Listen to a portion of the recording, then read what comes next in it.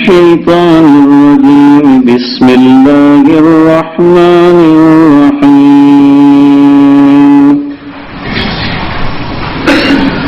كذبت قبلهم قوم نوح فكذبوا عبدنا وقالوا مجنون وازدجر فدعا ربه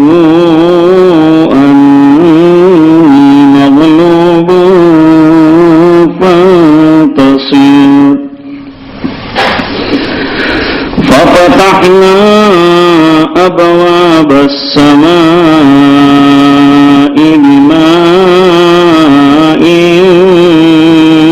منهمر وفجرنا الأرض عيونا فالتقى الماء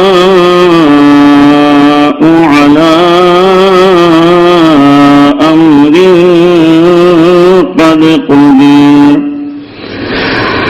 وحملناه على ذات ألواح ودسر تجري بأعيننا جزاء لمن كان كفر ولقد تركناها آية فهل من مدكر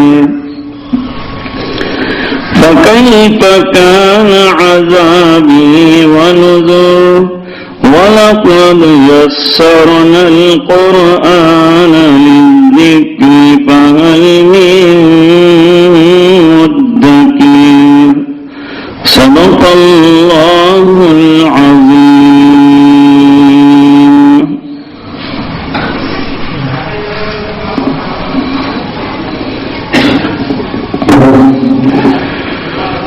پانچ قوموں کے حالات اور ان کے مقابلے میں 5 انبیاء کرام کی تعلیمات اور ان کی جدوجہد اور ان کا قوم کے لیے رات دن رونا، اس کو اللہ تعالیٰ نے یہاں پر بیان فرمایا ہے. ان میں سب سے پہلے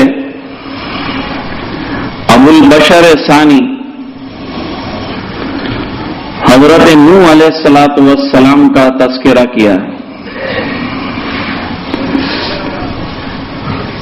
فرمایا کہ نوح علیہ السلام کو اللہ تعالیٰ نے ایک بڑی لمبی عمر عطا فرمائی. وَلَقَدْ أَرْسَلْنَا نُوحًا إِلَىٰ قَوْمِهِ فَلَبِثَ فِيهِمْ أَلْفَ سَنَةٍ إِلَّا 50 عَامًا. 950 سال رہے اور لگاتار 950 سالوں تک قوم کی اصلاح کی فکر کی. اور مفسرین کی رائے یہ ہے کہ 950 سال میں صرف 90 آدمیوں نے دین قبول کیا ہے. لیکن انبیاء کرام کو اللہ کس مٹی سے بناتے ہیں؟ اتنی محنتیں کرنے کے باوجود تھکے نہیں، قوم کے لیے رونا بھی نہیں چھوڑا اور مار کھا کے دعوت دینا بھی نہیں چھوڑا. پتھر بھی ان پر برسائے گئے، ڈرایا بھی گیا، دھمکایا بھی گیا. قوم والوں نے بلا کر ان کو بہت ڈانٹ ڈپٹ کی، کیونکہ قوم میں بڑے ہوئے تھے تو قوم میں بڑے لوگ بھی تھے. وہ بلا کر ڈانٹتے تھے کہ تو ہمارے سامنے چھوٹا تھا، تیری کوئی حیثیت نہیں تھی، اب بڑا بن رہا ہے اور ایسی ایسی باتیں کرتا ہے اور ایسے ایسے دعوے کر رہا ہے، اور اگر تو نہیں رک گیا تو ہم تجھے قوم سے خارج کر دیں گے. آدمی اس سے بہت ڈرتا ہے. ہماری نعت کے ہماری سماج کے باہر کر دیں گے. اس سے آدمی کو بہت ہی زیادہ گھبراہٹ ہوتی ہے. اجمیر میں 10,000 خادمان اور 10,000 سجادہ نشین ہیں. ان کی اپنی ایک برادری ہے جو مزار کے ارد گرد رہتی ہے. ان کے قانون کے خلاف جو انہوں نے بنائے ہیں اگر کوئی کر دے گا تو اس کو خارج کر دیں گے.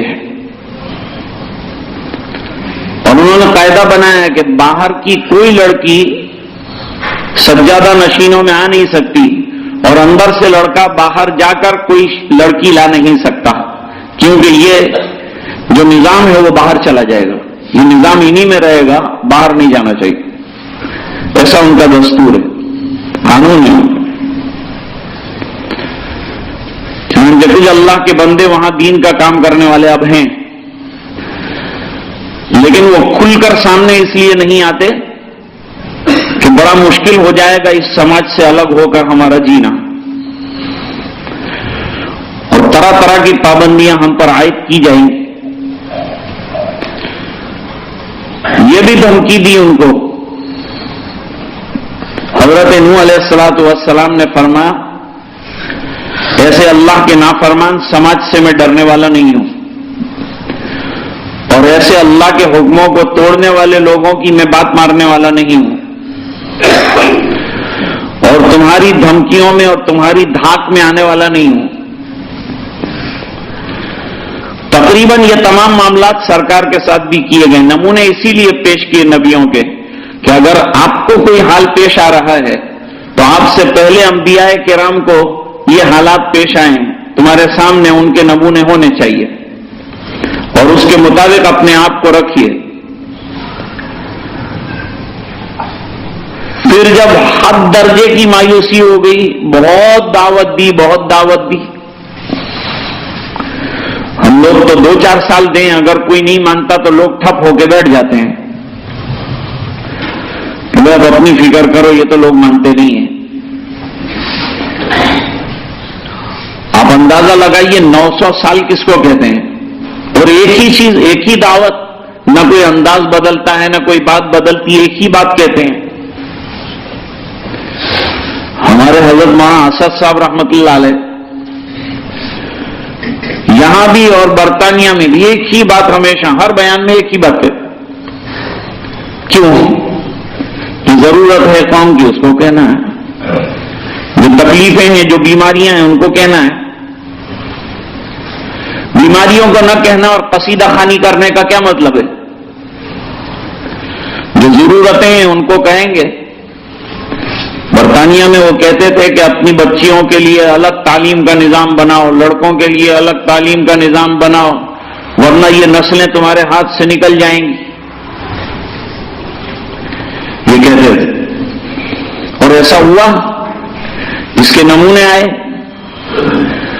لوگ چونک گئے. انہوں نے اسکولیں الگ بنائی اور اچھا کام کر رہی ہیں. اور یہاں تک فرماتے تھے کہ اگر تم یہ نہیں کر سکتے تو ہجرت کر کے واپس جہاں سے آئے تھے چلے جاؤ، تمہارا یہاں لینا جائز نہیں ہے. جہاں رہ کر آپ اپنے دین کی حفاظت نہیں کر سکتے وہاں رہنا آپ کے لیے جائز نہیں. واپس جاؤ. دنیا تو ہر جگہ ملتی ہے، دین جہاں ملے وہاں جاؤ.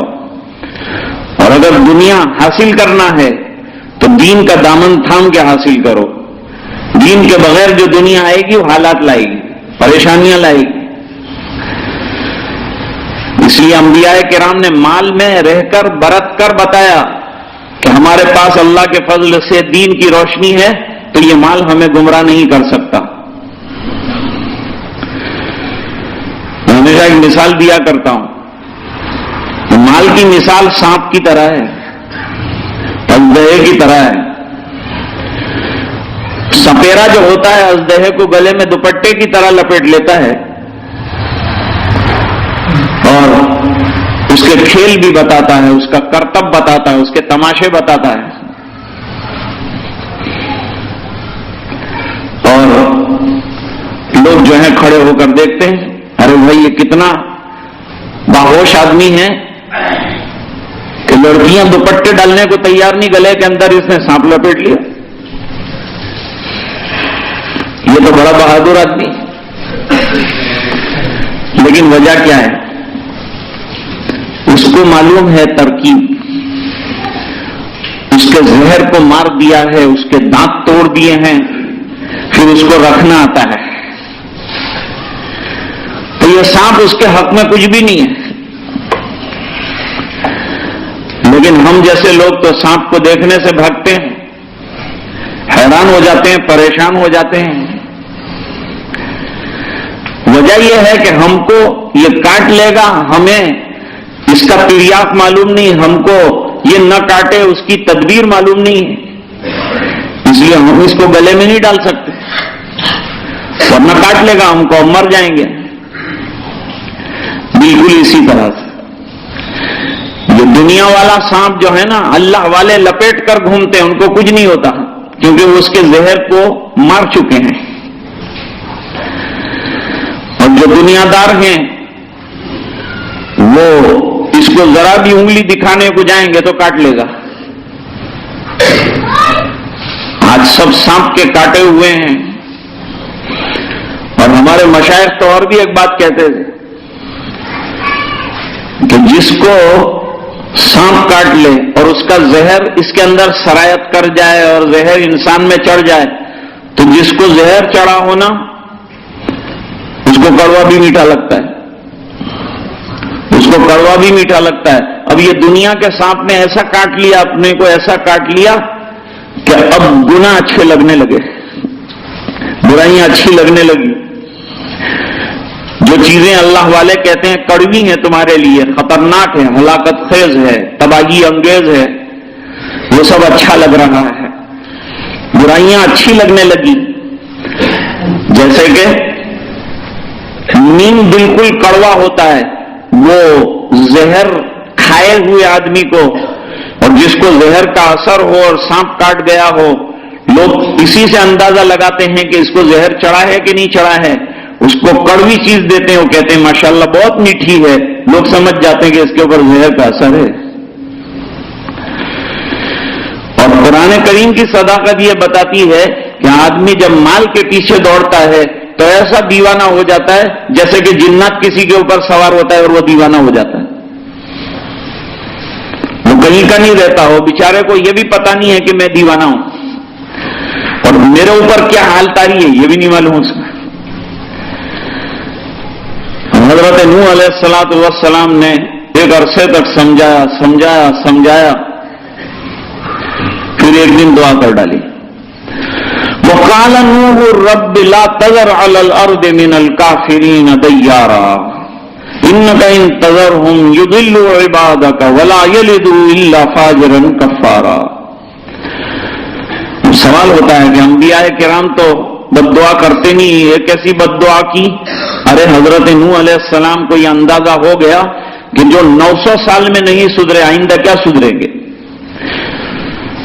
اور یہ نہیں سدھرے تو ان کی نسلیں کیا سدھریں گی۔ 900 سال میں تو کتنے بچے آ کے گئے ہوں گے، ان کے نہیں سدھرے تو آئندہ نسلوں میں کیا امید ہے؟ فرمایا ان کی جڑ کاٹ کے رکھ دے اللہ۔ لا تذر علی الارض من الکافرین، یہ جو میرے انکار کرنے والے ہیں، کافر کس کو کہتے ہیں؟ کافر بت کے پرستار کو، مورتیوں کے پرستار کو بھی کہتے ہیں، اور کافر انکار کرنے والے اور اللہ کے انکار کرنے والے کو be کہتے ہیں، اور کافر توحید کی حقیقتیں چھپانے والے کو بھی کہتے ہیں۔ اس لیے کسان کو عربی کے اندر کافر کہتے ہیں۔ قرآن کریم میں اس کے لیے لفظ کفار آیا، کفار جمع ہے کافر، کافر کے معنی کسان۔ کسان کو بیچارے کو کافر کیوں کہا؟ کوئی بھی مسلمان کسان اس کو بھی کافر کہیں گے، کیوں؟ اس بنا پر کہ اس نے بیج کو زمین کے نیچے چھپا دیا ہے، اس بنا پر اس کو کافر کہا۔ اور عرب کے اندر رات کو کافر کہتے ہیں اس بنا پر کہ انسانوں کو چھپا دیتی ہے اپنی کالی چادر کے نیچے، اس بنا پر اس کا نام یعنی رات کا نام بھی کافر رکھا ہے۔ اور کافر کو بھی کافر اس لیے کہتے ہیں کہ وہ اللہ کی توحید کو چھپا کے بیٹھا ہے. فرمایا کہ یہ تیری توحید کے منکر اب آئندہ رہے نا کوئی فائدہ نہیں ہے، اس لیے ان کا محل نہیں رہنا چاہیے، ان کی بڑی بلڈنگیں نہیں رہنی چاہیے، یہاں تک کہ ان کا جھونپڑا بھی نہیں رہنا چاہیے. دیارہ چھوٹے گھر کو کہتے ہیں، گھروندے کو کہتے ہیں، جھونپڑے کو کہتے ہیں، وہ بھی نہیں رہنا چاہیے. ہمارے مشائخ مثالوں سے بات سمجھاتے ہیں.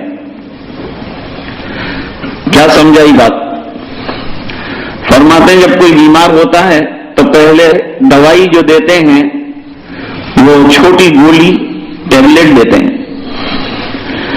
ٹیبلٹ کے بعد بھی اگر کام نہیں چلا، زیادہ بیمار ہے، تو پھر اینٹی بایوٹکس دیتے ہیں. پھر نمبر آتا ہے تو کیپسول کا نمبر آ جاتا ہے. چونکہ اینٹی بایوٹکس زیادہ کڑوی ہوتی ہیں، زیادہ تر جو ہے وہ کیپسول میں رکھ کر جو ہے وہ دی جاتی ہیں، اس کا نمبر آتا ہے. کیپسول کے بعد بھی دیکھا کہ نہیں زیادہ فائدہ ہو رہا ہے تو لکوڈ فارم میں یہ دوائیں اینٹی بایوٹکس جو ہے وہ انجیکشن کی شکل میں دی جاتی ہیں. دیکھا اس سے بھی معاملہ بالکل قابو میں نہیں آ رہا ہے. پھر کیا کرتے ہیں؟ پھر آپریشن کرتے ہیں. حضرت نوح علیہ السلام نے ان کے سب علاج کیے اور دیکھا کہ کوئی علاج کارگر نہیں ہے تو آخر میں دعا کی اللہ ان کا آپریشن کرتے ہیں. یعنی فائدہ یہ وجہ یہ ہے کہ اگر کسی کے ہاتھ میں پیر میں پھوڑا ہو گیا، پھوڑا ہوتا ہے تو کیا کرتے ہیں؟ پھوڑا ہوتا ہے تو پہلے مرہم پٹی کرتے ہیں، کچھ اندر جو ہے مرہم لگاتے ہیں، کوئی جیل لگاتے ہیں. پھر دیکھا کہ نہیں فائدہ زیادہ ہو رہا ہے، اس کو نشتر دیتے ہیں، اندر سے مواد نکالتے ہیں. ابا جان بھی پکڑتے ہیں، امی جان بھی پکڑتے ہیں، ڈاکٹر صاحب پیار سے نشتر بھی لگاتے ہیں، ہم پیسے بھی لے لیتے ہیں. اور ہم کو احسان بھی ماننا پڑتا ہے کہ آپ نے اچھا کام کرایا، ہمارے لڑکے کے اوپر چھرا چلایا آپ نے، کیونکہ وہ جانتے ہیں کہ اس کے اندر حیات ہے، یہ نشتر کے اندر حیات ہے. اللہ تعالیٰ قوموں کی اصلاح فرمانا چاہتے ہیں تو ان کو نشتر اور حالات کے نشتر دیتے ہیں تاکہ ان کا گندا مواد نکل جائے اور یہ پھر واپس صحت کی طرف آ جائے. لیکن نشتر دینے کے باوجود جو ہے اس کا معاملہ اور بچکتا گیا، یہاں تک کہ زخم اب آگے بڑھنے لگا، حیران کرنے لگا اور سرایت کرنے لگا، ناسور بن گیا. یہ زخم تھا پہلے، اب ناسور بن گیا. اور آپ جانتے ہیں ناسور اچھا نہیں ہوتا، تو اب کیا کریں گے؟ فرمایا اب آخری راستہ یہ رہ جاتا ہے کہ اس حصے کو جس میں یہ ناسور ہوا ہے کاٹ دیا جائے. قوم نوح دنیا کے جسم میں ایک ناسور کی حیثیت سے ہو گئی تھی. اس بنا پر حضرت نوح علیہ السلام نے یہ بد دعا کر دی کہ اللہ یہ ناسور ختم کر دے ورنہ یہ دنیا کو سڑا کے رکھ دیں گے. تو یہ ایک علاج ہی تھا جو حضرت نوح علیہ السلام نے کیا تھا. لیکن ادھر ایک عرصے کے بعد اللہ تعالیٰ نے حکم دیا، نوح بہت سمجھایا، تم نے قوم مانتی نہیں، اب ان کے اوپر حالات آئیں گے. نہ ماننے والوں پر اللہ تعالیٰ حالات بھیجتے ہیں کہ حالات کے ذریعے سے شاید سمجھیں. قرآن کریم میں اس کو بیان کیا ہے ایک جگہ پر کہ پہلے اللہ تعالیٰ بگڑی ہوئی قوموں کو سدھارنے کے لیے حالات کے نشتر دیتے ہیں، حالات سے دوچار کرتے ہیں. اور حالات میں جو ذرا بچکے ہوئے اور ذرا بچلے ہوئے لوگ ہیں وہ جلدی سے سنبھل جاتے ہیں. کیوں بھائی؟ ہمارے یہاں طلبہ میں بھی ایک تو ٹھیٹ درجے کا ہوتا ہے کہ مارو تو بھی اس کے اوپر اثر نہیں ہوتا، ایک وہ ہوتا ہے کہ خالی دیکھ لو تو اس کی غیرت جواب دے جاتی ہے، کبھی دوسری مرتبہ ایسی نافرمانی نہیں کرتا. عالمگیر کے دربار میں 3 لوگوں کو پیش کیا تھا. 3 لوگ آئے، تینوں مجرم تھے اور ایک ہی طرح کا جرم تھا. ایک کو کہا کہ خالی سامنے سے گزار دو اس کو، سامنے سے وہ چلا گیا اور دوسرے کنارے پہ جا کے مر گیا. دوسرا جو تھا اس کو کہا خالی کھڑا کرنا میں ایک نظر اس کو دیکھ لوں گا. اس کی طبیعت بہت خراب ہو گئی. تیسرا جو تھا اس کو کھڑا رکھ کے خوب جو ہے پٹائی کیا, اس کے اوپر کوئی بھی اثر نہیں ہوا. یہ انسانوں کے طبقات ہیں. ایک تو وہ ہے کہ اس کے لیے اشارہ کافی ہے, ایک وہ ہے تانا شاہ کی طرح نازک مزاج ہوتا ہے کہ اس کے سامنے سے کسی بدصورت کو گزار دیا جائے تو وہ مر جائے. کسی کے اندر احساس ذمہ داری بے حد ہوتی ہے, اور کوئی اتنا بے احساس ہوتا ہے اور اتنا اس کو جو ہے ٹھپ مزاج ہوتا ہے کہ کتنے بھی دھکے دیے جائیں اس کے اوپر کوئی اثر نہیں ہوتا. تو عالمگیر سے پوچھا گیا کہ آپ نے یہ الگ الگ علاج فرمائے, تینوں الگ قماش کے لوگ ہیں, ان کا علاج بھی ایک ہی تکلیف کی سزا ان کو جو دیا ہے وہ ان کی حیثیتوں کو دیکھ کے دیا. وہ بہت زیادہ شرمسار اور بہت غیور تھا, دوسرا اس سے ذرا کم درجے کا تھا, اور تیسرا تو حیات ابی والیہ نکال چکا تھا, اس لیے اس کے ساتھ یہ معاملہ کیا گیا. تو اللہ تعالیٰ نے ایک عرصے تک دیکھا کہ کیا کرتے ہیں یہ, تو اب سزا دیتے ہیں اللہ تعالیٰ. پہلے حقانی صاحب مرحوم فرمایا کرتے تھے کہ یہ قوم جو ہے غفلت بھی ان کی بے مثال ہے. غافل ہو جانے پہ آ جائے تو ان کی کوئی مثال نہیں پیش کر سکتا, ایسی خطرناک غفلت ہے ان کی. اور جب یہ بیدار ہو جائیں تو بیداری میں بھی ان کی مثال نہیں. اس لیے نیکیوں کے اندر بھی مثال نہیں. ہمارے یہاں مشائخ بڑے بڑے, اور اگر بگڑنے پہ اور ڈون بننے پہ آئے تو داؤد ابراہیم جیسے کتنے پیدا ہو گئے. بگڑنے میں بھی بے مثال ہے اور بننے میں بھی بے مثال ہے. بگڑنے پہ آئے گا تو ایسے ایسے نمونے قائم کر دیے, اور بننے پہ آئے گا تو ایسے ایسے نمونے کر دیے قائم. تو شاید تو ایسی ہی بات کرتا ہے نا, گھٹے تو بس ایک مشت خاک ہے انسان, گھٹے تو بس ایک مشت خاک ہے انسان, اور بڑے تو اس آتے کونین میں سما نہ سکے. یہ انسان کا حال ہے. اب دیکھیے ہمارے یہاں جس زمانے میں کرفیو لگا, کرفیو کے زمانے کا عالم یہ تھا کہ دیکھو وہاں سے گولی چلاؤ, پولیس کو یوں کہا. تو وہ لوگ تو تلاش کرتے ہیں, ہندوستان کی پولیس کی گولیاں تو مسلمانوں کے سینے تلاش کرنے میں بہت ماہر ہے. تو وہ جو ہے تلاش کر رہے تھے کہ جہاں سے بھی مل جائے شوٹ کیا جائے. لیکن وہ زمانے میں ہم نے دیکھا کہ چھپ چھپ کے مسجد کے اندر آ رہے, اور مسجد میں اپنی بہادری کی کہانیاں سناتا, یوں آیا میں یوں آیا یوں آیا. جب کرفیو ختم ہوا تو مسجد میں کرفیو شروع ہوا. بالکل آنے کی اجازت ہے تو آنے کے لیے کوئی تیار نہیں. آنے کو نہ کہا تھا, اور شرعاً جائز تھا کہ جان کے لالے پڑے ہوں تو گھر میں پڑھ لے نماز. تو مسجد میں سینے پر کھیل کر اور مورچے پہ لگ کے آیا. نہ کہا, ہم لوگوں نے سمجھا ہے بھائی گھروں میں رہو اور اللہ اللہ کرتے رہو, اللہ سے دعا کرتے رہو. ایسے حالات میں بہادریاں نہیں بتاتے. پولیس کی گولیاں ہیں, تمہارے پاس کچھ نہیں ہے. ہمارا کام نہیں ہے لڑنے کا, ہم اللہ اللہ کریں, اللہ سے مدد مانگیں, اللہ کے احکام پورے کریں, تلاوت کریں, ذکر اللہ کریں.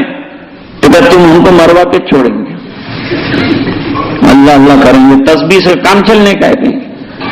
لوگ ہمارے مارنے کے در پہ ہیں, ہمارے خون کے پیاسے ہیں, اور تم کو جو ہے تسبیح سوچتی ہے اور مصلے کے علاوہ کچھ نظر نہیں آتا. ہم تو نکلیں گے, ہم کہ اپنے پاس نہیں ہے سامان, اپنے مقابلہ نہیں کر سکتے ہو تو صبر کرنے کا. کہ نہیں تم کرو صبر, یہ سب ڈیڑھیاں صبر کی تم کو دے دیا, لیے تم پیو بیٹھ کے, ہم تو نکلیں گے باہر.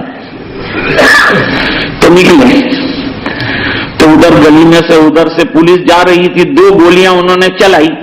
تو ایک کے پیر میں لگی, ایک کے ہاتھ میں لگی. دوسرا گروہ ادھر سے جا رہا تھا, 2 گولیاں ان کو لگی, 4 ان کو لگی. سب کو ٹنگا ٹولی کر کے اسپتال میں بھرتی کر دیا.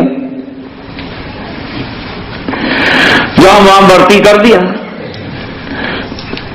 تو وہاں ہمارے بزرگ تھے, ان کی عیادت کرنے گئے. بیچارے جوان ہمارے, اتنے قیمتی جوان, ہم لوگ یہ کہہ رہے تھے ضائع نہ ہو جائے. بس ہمارا کام ہی نہیں لڑنے کا, ہم تو امن و امان کے دائی ہیں. ان کے امن و امان کے دائی تو گھر میں آ کے مار جائیں گے تو بھی کیا ہم لوگ امن و امان کے گیتج کرا کریں گے؟ امن و امان کے دائی تو ہم لوگوں کو لڑنے کا تھوڑا شوق ہے، تو وہ گھر میں آ کے مار جاتے تو بھی کیا ہم لوگ ان کے سامنے تقریریں کرا کریں گے تمہاری طرف؟ وہ مان جائیں گے کیا؟ ٹھیک ہے تمہاری مرضی۔ اب وہ حضرت عیادت کے لیے گئے، وہاں جوان لیٹے ہوئے تھے لوکات اسپتال کے اندر، پٹے بندھے ہوئے تھے، ہاں ہاں کر رہے تھے۔ کیسے ہیں بیٹا؟ اب اپنے کب تیار ہو کے جاتے ہیں؟ نہیں کہ تم یہ بات مت کرو، ہو گیا ہمارا کام، تم ان کے ایسی ایسی باتیں مت کرو۔ ان کا ہم لوگ نہیں کرتے تھے، تم کرتے تھے تو ہم نہ کہتے تھے، تمہارا کام نہیں ہے۔ صحابہ کا حوصلہ تھا کہ ہاتھ کٹ جاوے تو بھی میدان سے نہیں جاتا، پیر کٹ جاوے تو وہ بھی اٹھا کے وہی مارتا ہے کہ جا، جب یہ کاٹا اس نے ہے تو اس کو جا کے لگے گا۔ ہاتھ لٹک رہا تھا تو اس کو پیر کے نیچے دبایا اور الگ کر ڈالا چمڑا، اور اس کو بھی جو ہے اللہ کے راستے میں قربان کر ڈالا۔ تو میں یہ کہہ رہا تھا کہ بھائی پہلے اللہ تعالیٰ حالات سے دو چار کرتے ہیں تو حالات میں اللہ کے بعض بندے ایک دم سنبھل جاتے ہیں، چلو اللہ کے گھر کی طرف آؤ، اللہ چاہتے ہی یہی ہے۔ لیکن جب دیکھا کہ یہ حالات نہیں لا رہے ہیں عام طور پر لوگوں کو، تو پھر کیا کرتے ہیں؟ تو پھر فرماتے ہیں ان کو مالداری کے سمندر میں ڈبا دیتے۔ اللہ مالداریوں سے نوازتے، مال کی ریل پیل ہو جاتی ہے، جو لوگ روڑ پتی تھے وہ کروڑ پتی بن جاتے ہیں، جن کے پاس جھونپڑے نہیں ان کے پاس شاندار جو ہے بنگلے آ جاتے ہیں۔ ٹھاکر منچا ہمارے یہاں بیچارہ دودھ دینے آتا تھا آدھی چڈی پہن کے، لیکن اللہ تعالیٰ نے ایسا نوازا کہ بڑے بڑے ایکٹر اور بڑے بڑے ٹریکٹروں کو کروڑوں اور لاکھوں روپئے لے کر رات کو جو ہے ڈانس کرانے لاتا تھا ہماری عاقبت خراب کرنے کے لیے، اور بتاتا تھا اپنے مال کا جوش۔ تو یہ مال کیا ہے؟ یہ تو یوں ہاتھ کا میل ہے۔ ہمارے بڑے بوڑھے کہتے تھے مال کیا ہے؟ ہاتھ کا میل ہے، آج ہے کل نہیں ہے۔ پھر حالات آئے تو اس کا کوئی پرسان حال بھی نہیں رہا۔ تو فرماتے ہیں کہ جب مالداری کے اندر ڈبا دیتے ہیں تو کچھ اللہ کے بندے اللہ کے شکر پر آ جاتے ہیں، ہائے اللہ ہم کہاں اور یہ مال کہاں اور یہ نعمتیں کہاں؟ تو نعمتوں کے آنے پہ اللہ کے بندے شکر گزار بن جاتے ہیں۔ ظفر آدمی اسے نہ جانیے گا، بہادر شاہ ظفر کا شعر ہے، ظفر آدمی اسے نہ جانیے گا کون؟ جو ہو کیسا ہی صاحب فہم و ذکا، کتنا بھی عقل مند ہو لیکن اس کو آدمی نہیں کہہ سکتے۔ جسے عیش میں یاد خدا نہ رہی، جسے تیش میں خوف خدا نہ رہا۔ فرمایا کہ عیش کا دور ہو تو اسے اللہ یاد نہ رہے، کتنا بھی عقل مند ہو اسے عقل مند نہیں کہہ سکتے، اور کتنا بھی تیش آ جائے لیکن اللہ کا ڈر اس کو غصے میں حد سے باہر نہ نکلنے دے۔ اسے کہتے ہیں آدمی جو غم میں بھی کنٹرول میں رہے شریعت کے، جو خوشیوں میں بھی اللہ کے حکموں کو پورا کر رہا ہو، حالات آئیں تو اس میں بھی اسی طرح چل رہا ہو۔ اللہ نے فرمایا کہ اب دیکھو ایک کام کرو، نو تم بناؤ کشتی، کشتی بنانے کا حکم دیا۔ یہ دو طریقے میں نے بتایا آپ کو۔ پہلے اللہ حالات سے قوموں کو دو چار کرتے ہیں کہ سنبھل جائے، جب حالات سے نہیں سنبھلتے تو اللہ تعالیٰ مال و دولت کی ریل پیل کر دیتے ہیں۔ اس سے اگر سنبھل گیا تو فبہا، اور اگر یہ دونوں چیزوں سے نہیں سنبھلا تو پھر قوموں کی جڑیں کاٹی ہے اللہ نے، ہمیشہ کے لیے ختم اور برباد کر کے رکھ دیا ہے کہ ان کا کوئی نسل کا بچہ باقی نہیں رکھا۔ اللہ معاف کرنے پہ آتے ہیں تو مہلت دیتے ہیں، اور ہم کیا سمجھتے ہیں 10 سال سے ظالم دندناتا پھر رہا ہے اور کچھ اس کو نہیں ہوتا، اور 15 سال ہو گئے اور اس کو کچھ نہیں ہوتا، اور 20 سال ہونے والے ہیں اور کچھ نہیں ہوتا۔ ارے 900 سال تک مہلت دے دیا نوح علیہ السلام کی قوم کو، 900 سال سے پہلے حالات آئے۔ ہم یوں کہا کہ کشتی بنانا، میں اور آپ ہوتے تو پہلے ہی پوچھتے کہ کشتی تو بنائیں گے لیکن کچھ چلائیں گے کہاں؟ ندی کا تو ٹھکانا نہیں ہے۔ تم سامنے سمندر ہو، آدمی کو یوں کہے کہ کشتی بناؤ تو بات پلے بھی پڑتی ہے۔ لیکن ندی کا نام و نشان نہیں، پانی کے ٹھکانے نہیں، اور یوں کہا کہ کشتی بناؤ۔ لیکن نبیوں کو اللہ تعالیٰ نے اتنی دنیا کو انبیاء کرام اللہ کی فرما برداری کا بڑا زبردست سبق جو ہے وہ پڑھاتے ہیں، ایسا سبق پڑھاتے ہیں، ایسا سبق پڑھاتے ہیں کہ صحابہ بعض مرتبہ بے چین ہو کر آ جاتے تھے اور کہتے تھے اللہ کے رسول نہیں ہوگا ہم سے یہ۔ کہاں تم بنی اسرائیل کی طرح عذاب کا انتظار کر رہے ہو؟ تم چاہتے ہو کہ تم کو بھی اس طرح سے قرآن میں لکھا جائے جس طرح یہود کی برائی کی گئی ہے، اس طرح کی قوموں میں تمہارا شمار ہو جائے، تم یہ چاہتے ہو؟ لیکن اللہ کے رسول اتنا ہارڈ حکم ہم سے نہیں ہوگا، فرما نہ ہو تب بھی کیا کہنا؟ یہی کہنا سمینا واطعنا غفرانک ربنا والیک المصیر، بس یہی کہتے رہنا۔ اللہ نہ سمجھ میں آئے تو بھی فرمایا تب بھی، کتنا یقین کتنا زبردست ہے نبی کا، تعلیم اس کی کیسی ہے۔ کوئی دنیا کا سمجھدار اور دنیا کا بڑے سے بڑا جینیس اور ہوشیار ایسی بات کبھی کر ہی نہیں سکتا۔ اللہ والے کچھ بات ایسی طرح سے کرتے ہیں۔ میرے والد صاحب کے پاس جو ہے وہ ایک آدمی آئے تھے، مسجد بنا رہے، حضرت مسجد بنانی ہے، پیسے ناکافی ہیں بلکہ ہے ہی نہیں ہے، تو اب کیا کریں؟ ہم متن یہ کہتے ہیں کہ بھئی بجٹ جمع ہو جاؤ پھر دھیرے سے شروع کرو، ہوتے ہوتے ہو جائے گا۔ تو میرے والد صاحب نے کہا کہ نہیں ہے بجٹ، کہا بالکل نہیں ہے، کہ کل سے کام شروع کر دو۔ انہوں نے کہا کیسے ہوگا؟ اب کیسے ہوگا تو یہ تو میرے کو بھی نہیں معلوم ہے، لیکن ہوگا یہ مجھے معلوم ہے۔ لیکن حضرت کون کرے گا؟ فرمایا گھر کس کا بنا رہے ہو؟ اللہ کا، تو اللہ کرے گا، اللہ تم سے کام لے رہا ہے، غنیمت سمجھو اور کام کرنا شروع کر دو۔ پیسے اور سکے اور یہ تمام چیزیں کون دے گا؟ اللہ دے گا، اور قلوب کو متوجہ کون کرے گا؟ اللہ کرے گا۔ اللہ چاہے گا تو ایک آدمی آ کے دے جائے گا، اور اللہ چاہے گا تو 4 آنے کے اندر تمہاری مسجد بن جائے گی، تمہیں پتہ بھی نہیں چلے گا۔ وہ 4 آنے سے شروع کیا تھا تو آخر میں 4 آنے پھر بچے ہوئے نکلے اور مسجد بن بھی گئی۔ یہ اللہ کا نظام ہے بھائی۔ تو اصل چیز تو ایمان اور یقین کی ہم بات کرتے ہیں، لیکن ہماری بات زبان تک کی ہے، انبیاء کرام کی بات عملی ہے، تو اس کا یقین بھی مستحکم رکھتے ہیں۔ جب یوں کہہ کے روانہ کیا صحابہ کرام کو، خبردار اعتراض کیا، یوں کہو سمینا واطعنا غفرانک ربنا والیک المصیر، فوراً اللہ تعالیٰ نے حکم فرمایا لا یکلف اللہ نفسا الا وسعها، تمہاری حیثیت سے زیادہ تکلیف نہیں دیں گے، ہم آزما رہے تھے کہ تم بھی بنی اسرائیل کی طرح تو نہیں کرتے نا، اس لیے ہم نے ایسا کیا۔ حضرت نوح علیہ السلام نے کشتی بنانا شروع کر دیا تو نوح علیہ السلام نے ایک دفعہ بھی نہیں پوچھا کہ یہ کیا حکم دیا اللہ آپ نے۔ جیسے وہ مقتول پایا گیا تھا وہاں قبیلے کے اندر، وہ بڈھے کو جو ٹپکا دیا تھا وہ جوان لوگوں نے، تو پھر وہ قاتل کی تلاش تھی، اور وہ قاتل کی تلاش میں حضرت موسیٰ علیہ السلام سے معلوم کرنے گئے تھے کہ اس کا قاتل مل جائے تو ہم اس کو سزا دے دیں۔ بیچارے بڈھے کو کس نے مار ڈالا؟ مالدار بڈھا تھا، کس نے مار ڈالا اس کو؟ پتہ چل جائے تو اس کو سزا دی جائے۔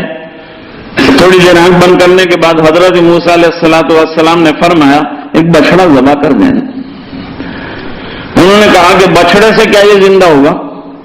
وہ تو مر گیا، اوپر سے بچڑے کو ذبح کریں گے وہ بھی ختم ہو جائے گا۔ اپنے کو تو قاتل کی تلاش ہے نا، تو اس کو مار ڈالنے سے کیا فائدہ ہے؟ بچڑا ذبح کرنے سے ملتا کیا؟ قاتل۔ حضرت موسیٰ علیہ السلام نے کہا کہ بات تو میرے کو بھی ایسی سمجھ میں آتی ہے، میرے بھی، لیکن میرا ایمان اللہ کے حکم پر ہے، میں چوں اور چرا نہیں کرتا، وائی میں نہیں کرتا، ہائے میں نہیں کرتا، میں تو صرف اللہ کہتے ہیں وہ کرتا ہوں۔ تو کیا بولا اللہ نے تم کو؟ اللہ نے یہ فرمایا کہ ایک بچڑا ذبح کر دو، آگے کیا ہوگا؟ آگے میرے کو نہیں معلوم، اس کے بعد کیا ہوگا؟ اس کے بعد کا بھی نہیں معلوم۔ تو کیا معلوم ہے؟ کہ بچڑا ذبح کرنا معلوم، فیصلہ آگے اللہ کریں گے، تم اتنا تو کر کے دو، پھر آگے اللہ راستے کھولتے۔ ہم لوگ کیا کرتے؟ بس سب چیزوں کا خلاصہ اور نتیجہ بھائی جتنا کرنے کو کہا اتنا کر کے تو دو. ہم نماز پڑھیں گے تو کیا ملے گا, ہم روزہ رکھیں گے تو کیا ملے گا, رکھ کے تو دے. اتنا لمبا روزہ کیسے رکھتے, اتنا لمبا روزہ بھوکے مر کے ہم کو کیا ملنا ہے, تو رکھ کے دیکھے گا, فائدہ سامنے آئے گا. پھر تیرے کو بات سمجھ میں آئے گی. بیٹھے بیٹھے جو ہے بحث کرنے سے تھوڑے مسائل حل ہوتے ہیں, کرسی پہ بیٹھ کے لمبی تقریر کرنے سے مسئلہ حل نہیں ہوتا, وہ تو عمل کرنے سے ہوتا ہے. عمل کے میدان میں قدم رکھو, بڑھنا شروع کرو, چلنا شروع کرو, تو پھر اللہ تعالیٰ نتائج جو آتے ہیں وہ دینا شروع کریں گے. میں آپ کو بتایا بمبئی جانے کا یہ راستہ یہاں سے کیسے جائیں گے, کون سے راستے سے جائیں گے, ٹکٹ کہاں سے لیں گے, یہ تو مشکل معاملہ ہے. وہ تو یوں تکلیف میں آ جائیں گے, یہاں سے یوں جائیں گے, یوں تکلیف میں آ جائیں گے. جب کھڑا ہوگا چلے گا اللہ تعالیٰ راستے جو ہیں وہ کھولتے جائیں گے, چلتا چلا جائے گا. وہ بیچارہ نیا ڈرائیور ہوتا ہے, دور سے دیکھتا ہے کہ پل کے اوپر ٹریفک ہے تو یہاں سے بریک مار کے کھڑا ہو جائے گا تو جائے گا کیا, منزل پہ پہنچے گا, وہ نہیں پہنچے گا. کہ وہ اتنے سب لوگوں میں تو سب لوگ بھی اسی طرح جا رہے ہیں نا, سب لوگ بھی اسی سمندر میں ڈال چکے ہیں اپنے آپ کو اور پہنچ رہے ہیں. ہم بھی اپنے آپ کو اس سمندر میں ڈال دیں گے تو اللہ ہم کو بھی پہنچا دے گا. یہ ریلا جہاں جا رہا ہے ہماری ریلی بھی وہیں چلی جائے گی, ہم کو بھی اللہ تعالیٰ وہاں پہنچا دیں گے. حضرت نوح علیہ الصلوۃ والسلام نے کشتی بنانا شروع کیا تو جو آنے جانے والے لوگ ہیں ان کو بہت فکر رہتی ہے. دوسرے لوگوں کو جو کام کرنے والے ہیں وہ تو بیچارے کام میں لگے ہیں, خارج والوں کو بہت فکر, کیوں کر رہے ہیں, ایسا کیوں کر رہے ہیں, ایسا کرنے سے کیا ہوگا, ایسا کرنے سے کیا ہوگا. بھائی تم کو بنانا ہے, تم کو بیٹھنے کا میں نے بولا, تم کو میرے ساتھ چلنے کا ہے, تم کو لکڑیاں لانے کو بولا, تم کو کھیل لانے کو بولا, تم کو کیا بولا ہے میں نے, کچھ بھی نہیں بولا.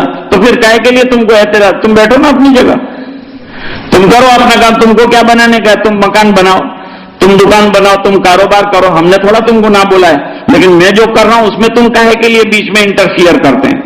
نبیوں کی بات ایسی ہوتی. بھائی میں تو کوئی جواب نہیں دیتا, کائے کو بنا رہے ہیں, کہ اللہ کا حکم ہے, کہاں چلائیں گے جہاں اللہ فرمائیں گے. تو کیا یہ رن کے اندر چلائیں گے, فرما اللہ کہے گا تو وہاں بھی چلاؤں گا. وہ تو بھائی تمہارا یقین تو تم ہی جانے دو, ہم کو تو سمجھ میں نہیں آتا, ہمارے یہاں تو پانی نہیں ہے تو کہاں تم چلاؤ گے اور کیا کرو گے. تو مذاق کرتے ہیں, اللہ والوں کی مذاق نہیں, اہل اللہ کی مذاق نہیں کرنا, اہل اللہ کی دشمنی نہیں کرنا.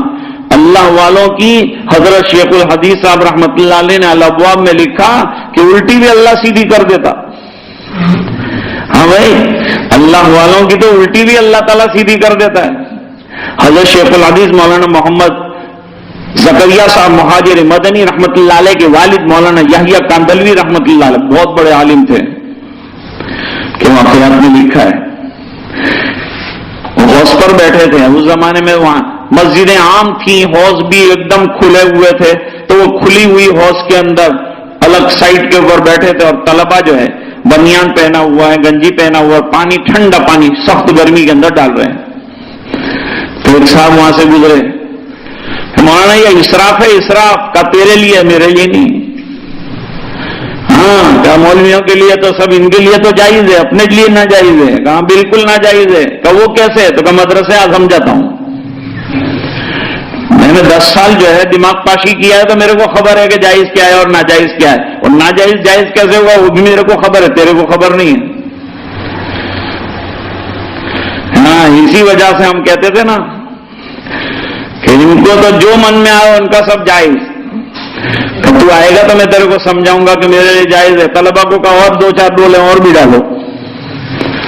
اور پھر حضرت نے لکھا کہ بعض امراض ایسے ہوتے ہیں جسم کی انتہائی حرارت کو ختم کرنے کے لیے تبرید کی ضرورت پیش آتی ہے, اور یہ تبرید کی اطباء خود اجازت دیتے ہیں, اور بطور علاج کے یہ پانی ڈالا جا رہا ہے تو 100 ڈول بھی ڈالنا جائز ہے, اور بغیر اس کے 3 مرتبہ سے زیادہ کو منع کر دیا. دیکھو جواز کی شکل نکلی کہ نہیں نکلی. ارے بھائی 10 سال پڑھنے کے بعد اللہ اصول سمجھاتے ہیں, اللہ دین سمجھاتے ہیں, تب جا کر کے بیچارے یہ کوئی بات کہتے ہیں. باقی یہ بات ہی نہیں ہو سکتی ہے کہ بھئی ان کے لیے جائز ہے ہمارے لیے نہیں جائز. جو مسئلہ سب کے لیے وہ مسئلہ ہمارے لیے, لیکن تدبیر و ترتیب اور ہر چیز کی جزیات اس کے اصول ضوابط ہوتے ہیں. حضرت نوح علیہ السلام نے کشتی بنانا شروع کیا. ارے بھائی آپ کو مینجمنٹ نہیں آتا, آپ نے جو ہے ووڈ کارپینٹرنگ جو ہے سیکھا نہیں ہے، ووڈ انجینئرنگ آپ کو نہیں آتا، آپ انجینئر ہے، اتنی بڑی کشتی بنانی ہے، کشتی معمولی نہیں ہوگی، 100 آدمی بیٹھیں گے، کتنے جو ہیں مویشیوں کو اندر لینا ہے، اس کا بھی ڈائیوگرام پہلے سے دیا گیا ہے، اس کے مطابق بنانی ہے۔ اور کیسے بنائیں گے؟ قرآن کریم کہتا ہے انڈر دی مینجمنٹ آف اللہ، اللہ کے مینجمنٹ میں بنا رہے ہو۔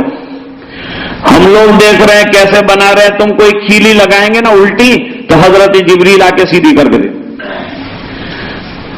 کوئی پسلی الٹی لگائی کشتی کے اندر، اللہ کی طرف سے فوراً اشارہ ملے گا، یہ یوں نہیں لگے گی، یوں لگے گی، اللہ دیکھ رہے ہیں، تم بنا رہے ہو، اللہ دیکھ رہے ہیں، اللہ کی نگرانی میں بنا رہے ہو، الل ٹپ نہیں بنا رہے ہو، اپنی مرضی سے نہیں بنا رہے ہو، ہمارے اشارے سے بنا رہے ہو، ہم کہیں گے اس طرح سے بنے گی کشتی، تفصیل انشاءاللہ آئندہ عرض کریں۔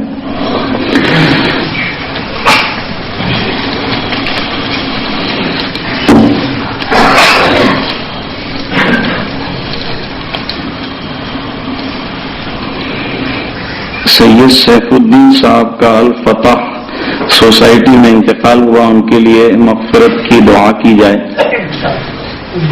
نور الدین ماسٹر کی اہلیہ کا انتقال ہوا، مغفرت کی دعا۔ شبیر بھائی جنرل ہمارے بیمار ہیں، ان کے لیے عافیت اور صحت کے واسطے آپ سے دعا کی درخواست کی گئی۔ حافظ ہاشم صاحب نرما والے کے والد صاحب محمود اعظم صاحب کا انتقال ہوا، ان کے لیے دعائے مغفرت کی جائے۔ اللهم صل على سيدنا محمد وعلى آل سيدنا محمد وبارك وسلم۔ آتنا في الدنيا حسنة وفي الآخرة حسنة وقنا عذاب النار، قنا عذاب القبر وقنا عذاب الحشر وقنا عذاب الفقر وقنا عذاب الدين، واحشرنا يوم القيامة مع الأبرار۔ ربنا لا تزغ قلوبنا بعد إذ هديتنا وهب لنا من لدنك رحمة إنك أنت الوهاب۔ ربنا إنك جامع الناس ليوم لا ريب فيه إن الله لا يخلف الميعاد۔ ربنا اغفر لنا ذنوبنا وإسرافنا في أمرنا وثبت أقدامنا وانصرنا على القوم الكافرين۔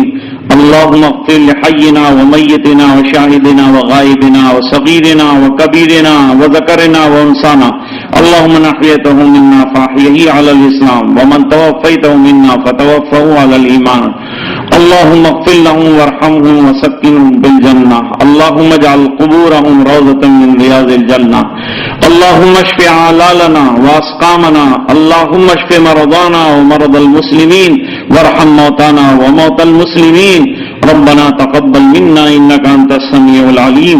اے اللہ ہمارے گناہوں کو معاف فرما، کوتاہیوں سے درگزر فرما، اپنا فضل اور کرم شامل حال فرما۔ اللہ جو اجتماعات ہو رہے ہیں اپنے فضل سے انہیں قبول و کامران و کامیاب فرما، اہداف کے اعتبار سے قبول فرما، اور اللہ مقاصد بزرگاں اس سے جو وابستہ ہے اللہ اس میں بھی کامیابی عطا فرما۔ جاتے آتے لوگوں کی جان مال عزت آبرو کی حفاظت فرما، نکلنے والوں کو اللہ غیب سے مدد فرما، نصرت فرما، اور الہ العالمین آنے جانے والوں کی حفاظت فرما، نکلنے والوں کی حفاظت فرما، غیب سے ان کی نصرت کے فیصلے فرما، جو بیمار ہیں انہیں شفا عطا فرما، جو پریشان ہیں ان کی پریشانیاں دور فرما، اور جن جن لوگوں کے لیے دعاؤں کی درخواستیں کی گئی ہیں اے اللہ ان میں سے مرحومین کی بے انتہا مغفرت فرما، اور جو بیمار ہیں انہیں شفا کاملہ عاجلہ مستمرہ دائمہ نصیب فرما، اے اللہ ذاکرانہ اور شاکرانہ زندگی نصیب فرما، اے اللہ اس پورے مجمع کی مغفرت فرما، اور امت کے ایک ایک فرد کی مغفرت فرما، اور دعائیں اپنے فضل و کرم حبیب پاک صلی اللہ علیہ وسلم کے طفیل منظور فرما برحمتک یا ارحم الراحمین۔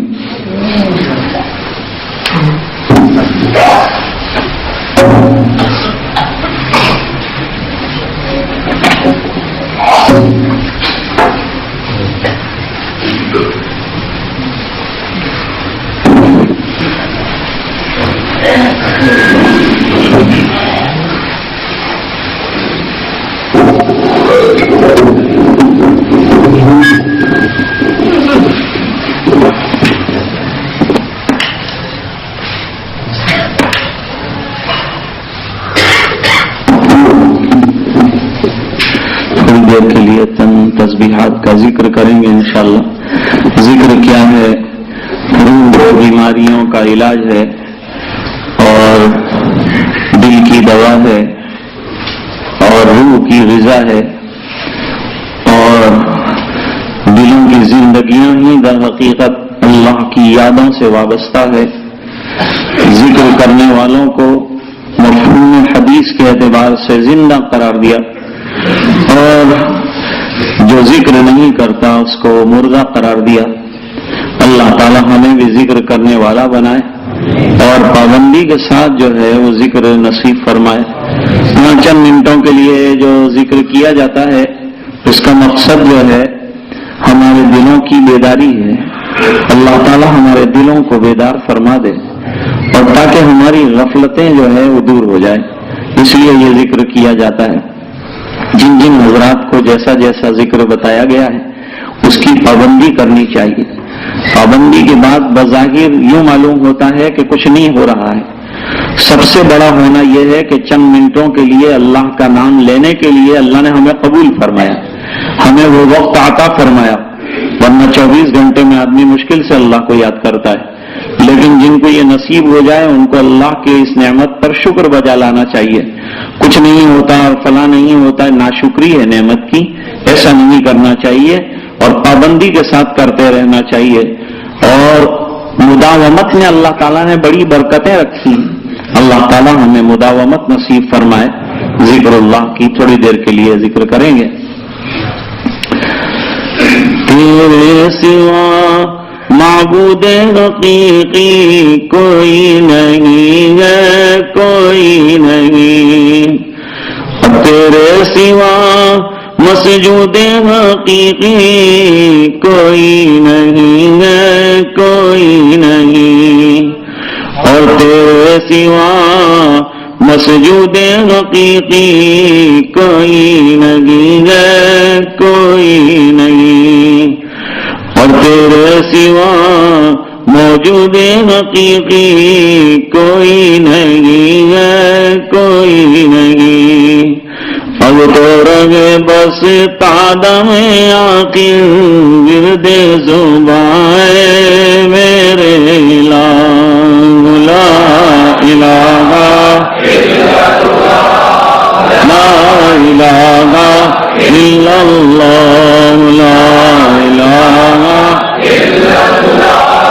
ला इलाहा इल्लल्लाह, ला इलाहा ला इलाहा इल्लल्लाह, ला इलाहा ला इलाहा इल्लल्लाह, ला इलाहा ला इलाहा इल्लल्लाह, ला इलाहा इल्लल्लाह,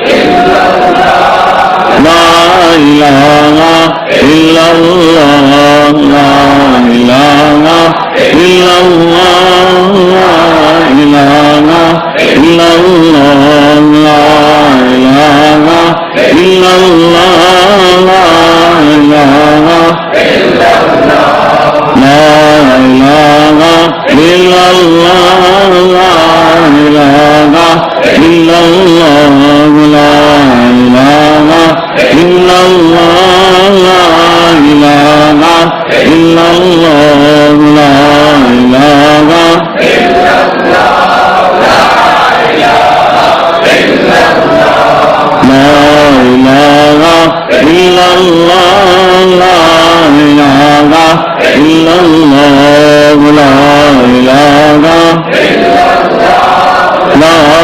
इलाहा ला इलाहा इल्लल्लाह, ला इलाहा ला इलाहा इल्लल्लाह, ला इलाहा ला इलाहा इल्लल्लाह, ला इलाहा ला इलाहा इल्लल्लाह, ला इलाहा ला इलाहा इल्लल्लाह, ला इलाहा ला इलाहा इल्लल्लाह, ला इलाहा ला इलाहा इल्लल्लाह, ला इलाहा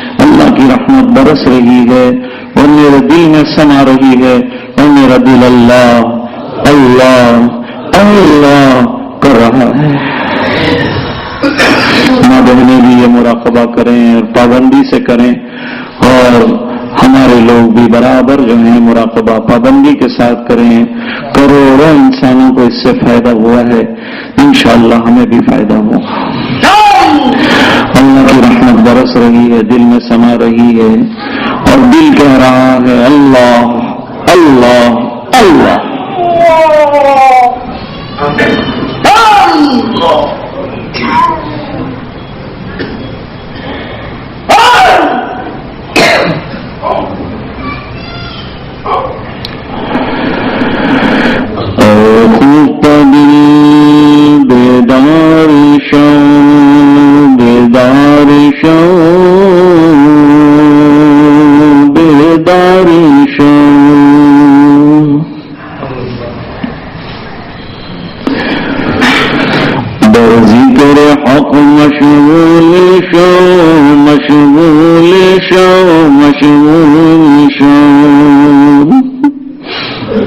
اللہ کی یاد میں دل کو مشغول کرنا اصل ہے،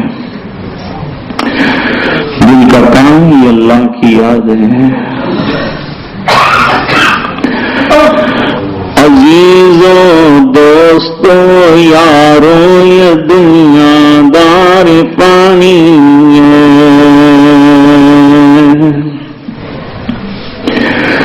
دل سے مت لگاؤ تم لحد میں جا بنانی ہے۔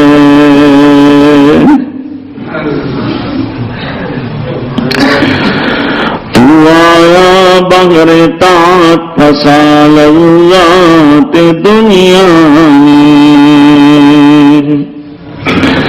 عقل کھل گئی تیری کیسی نادانی ہے۔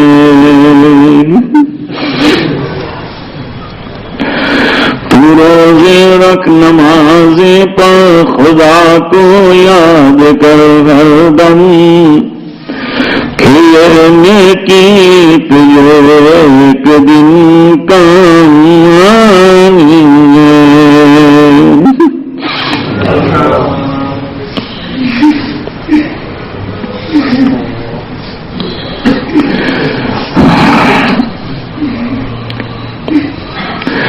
کس نام کہاں جائیں کسے کہیں، اور دنیا میں حاجت روا کون ہے۔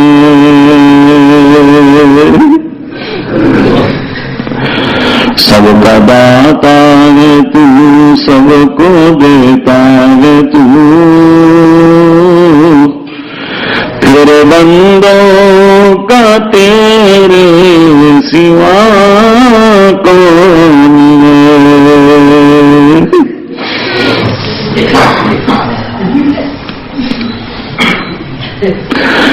کون مقبول ہے کون مردود ہے،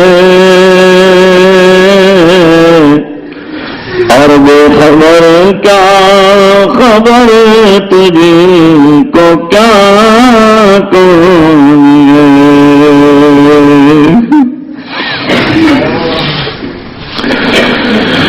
جب تلیں گے عمل سب کے میزان پر، تب کھلے گا کہ کھوٹا کھرا کون ہے۔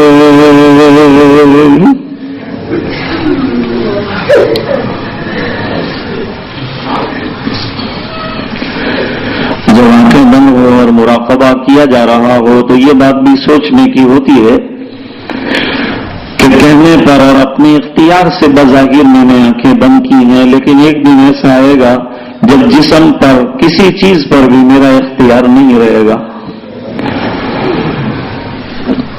اس وقت کے لیے میرے پاس کیا تیاری ہے؟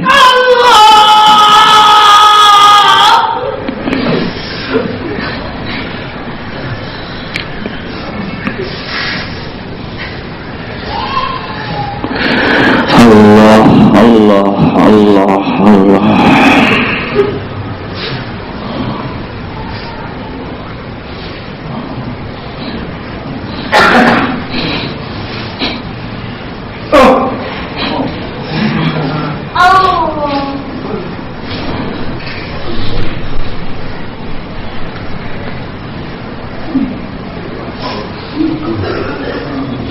لا الہ الا اللہ محمد رسول اللہ صلی اللہ علیہ وسلم. اللهم لك الحمد كله ولك الملك كله ولك الشكر كله سره وعلانيته. اللهم حمدا كثيرا طيبا مباركا فيه لا احصي ثناء عليك الا انت كما اثنيت على نفسي. اللهم صل على سيدنا محمد كلما ذكره الذاكرون وكلما غفل عن ذكره الغافلون. رب اغفر وارحم وتجاوز عما تعلم انك انت العز الاكرم. ظلمنا انفسنا وان لم تغفر لنا وترحمنا لنكونن من الخاسرين.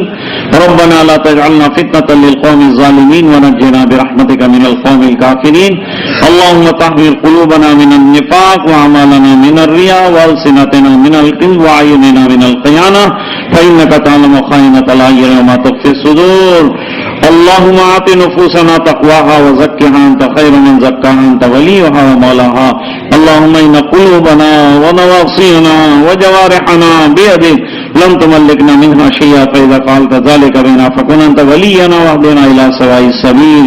اے اللہ ہمارے گناہوں کو معاف فرما، کوتاہیوں سے درگزر فرما، اپنا فضل اور کرم شامل حال فرما، رحم کے اور کرم کے فیصلے فرما. اللہ ہم بہت بڑے پاپی ہیں اور اقراری گناہگار ہیں اور خطا کار ہیں اور مجرم ہیں اور ریاکار ہیں اور ضیاکار ہیں، اور اللہ پھر بھی تیرے بندے ہیں اور مغفرت کے امیدوار ہیں. اللہ کرم کی بھیک دے دے، اللہ مغفرت کے فیصلے فرما دے، اللہ امت کے ایک ایک فرد کی مغفرت فرما. اللہ تو ہم سے راضی اور خوش ہو جا اور ہمیں اپنا بندہ بنا دے. اللہ ہماری زبانوں کو ذاکر بنا دے، اللہ ہمارے قلوب کو شاکر بنا دے، اللہ ہمارے جسموں کو تیرے احکام کے اوپر چلنے والا بنا دے اور ناظر و عامل بنا دے. اے الہ العالمین ہمیں نمازوں کا پابند بنا دے، تلاوت قرآن کریم کا شیدائی بنا دے، اپنی مرضیات پر چلنے والا بنا دے. اللہ ہمارے قلوب کو نور معرفت سے سرشار فرما دے. اللہ مشائخ کے سلسلے کے فیوز عطا فرما، اور اللہ ان کی عمروں میں برکتیں عطا فرما. جو دنیا سے گئے ان کی قبروں کو نور سے بھر دے، ان کے اعمال کا ان کے شایان شان اپنے بہترین بدلہ عطا فرما. اے الہ العالمین تو بہت جانتا ہے. اے اللہ ہم تو اپنے تئیں جانتے ہیں کہ ہم کیا ہیں. اللہ دنیا میں لوگ ہمیں اچھا سمجھتے ہوں، لیکن تو جانتا ہے ہماری کتاب تیرے سامنے کھلی ہوئی ہے، ہم کیا ہیں اور ہماری حیثیت کیا ہے. اے الہ العالمین تجھ سے کچھ چھپا ہوا نہیں ہے. اے اللہ کرم فرما کر ہمارے گناہوں پر آپ کو درگزر کی قلم چلا دیجئے. اے اللہ کرم کے فیصلے فرما دیجئے. اے اللہ مغفرت کے فیصلے فرما دیجئے. اپنی رضا والی زندگی ہمیں عطا فرما دیجئے. اے الہ العالمین غفلت والی زندگی سے بتا دیجئے. اے اللہ چاروں طرف غفلتوں کے سامان ہے، اور اے اللہ ہمارے پاس کچھ بھی نہیں ہے. اگر تیرا کرم اور تیرا فضل نہ ہو تو بربادی کے علاوہ کچھ نہیں ہے ہمارے پاس. اے اللہ ہمیں سچی توبہ نصیب فرما دے. اے اللہ تیری طرف رجوع نصیب فرما دے. رات دن تیرے سامنے ہاتھ پھیلانے والا بنا دے. اے اللہ تیرے دربار کی حاضریاں نصیب فرما دے. اے الہ العالمین تلاوت قرآن نصیب فرما دے. اس کے ایک ایک حرف کا عشق اور پیار عطا فرما دے. جو بیمار ہیں انہیں شفا عطا فرما دے، جو پریشان ہیں ان کی پریشانیاں دور فرما دے. اے اللہ اس پورے مجمع کی مغفرت فرما، امت کے ایک ایک فرد کی مغفرت فرما. اور اے اللہ یہ دعائیں اپنے فضل و کرم حبیب پاک صلی اللہ علیہ وسلم کے طفیل منظور فرما برحمتک یا ارحم الراحمین.